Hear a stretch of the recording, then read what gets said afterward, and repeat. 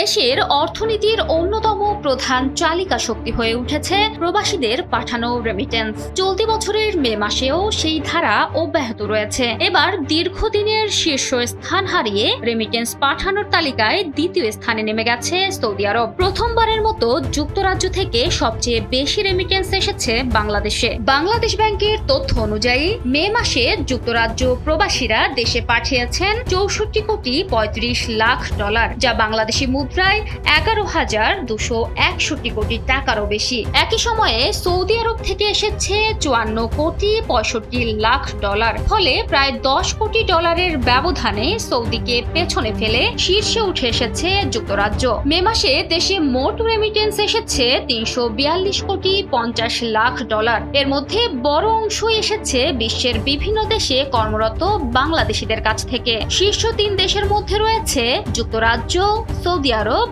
ও সংযুক্ত আরব আমিরাত। আমিরাত থেকে এসেছে 46,81,00,000। যদিও তালিকায় শীর্ষে এখন যুক্তরাজ্য, তবুও সামগ্রিকভাবে রেমিটেন্সে মধ্যপ্রাচ্যের দেশগুলোর অবদানই সবচেয়ে বেশি। সৌদি আরব, সংযুক্ত আরব আমিরাত, ওমান, কুয়েত, কাতার, জর্ডান ও ইরাক এই 7টি দেশ থেকে মে মাসে মোট 154,68,00,000 রেমিটেন্স এসেছে। অন্যদিকে ইউরোপ, উত্তর আমেরিকা ও অন্যান্য উন্নত দেশের 17টি দেশ থেকে এসেছে 153,86,00,000।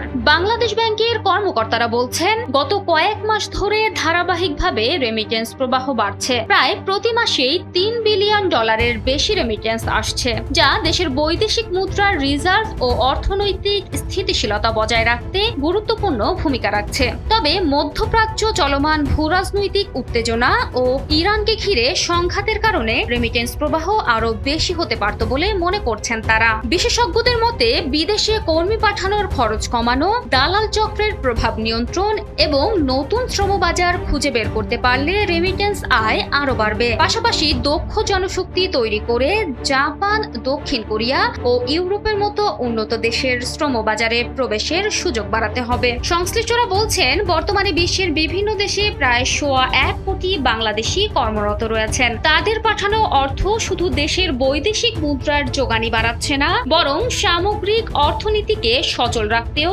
গুরুত্বপূর্ণ ভূমিকা পালন করছে। ফলে রেমিটেন্স প্রবাহ ধরে রাখতে এবং আরো বাড়াতে বিদেশগামী কর্মীদের জন্য প্রক্রিয়া সহজ করা ও প্রশিক্ষণের সুযোগ বাড়ানোর উপর গুরুত্ব দিচ্ছে সরকার।